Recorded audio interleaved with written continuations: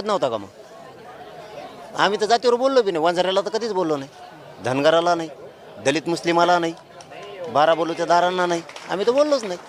टोळीला बोलायचं नाही काय? आणि नेत्याला कोण दौषित नाही, कोण दौषित नाही? कोणी पण म्हणतो ना, कोणचंही सरकार असू द्या, आम्ही सरकारला रस्त्याने फिरून देणार नाही, मंत्र्याला फिरून देणार नाही, कारण ते संविधानाच्या पदावर असतं, त्यालाच बोलावं लागत असतं. गावगाड्यामध्ये तुम्ही वावरतायत, प्रत्येक गावामध्ये ओबीसी समाज असेल किंवा मराठा समाज, जसं पहिलं जसं राहत होता तसंच तुम्हाला गुणागोविंदानं राहतोय असं वाटतं? राहतोयच. टोळी नसन राहत लाभार्थी टोळीला वाटत असन जाती कोणच बोलावं, ओबीसी कोणच बोलावं. धन्यवाद. तुम्ही दिलेल्या प्रतिक्रियानंतर आम्ही वेळोवेळी मनोज जरांगे पाटील यांच्या प्रतिक्रिया या ठिकाणी घेण्याचा प्रयत्न करूयात आणि ते नक्कीच प्रतिसाद देखील देताना पाहायला मिळतात. मात्र आणखीन काय अपडेट्स या उपोषणादरम्यान मिळतील का हे देखील पाहणं तेवढंच महत्त्वाचं ठरणार आहे. Cameraman so Suresh media, Sachin Munde, Jalna.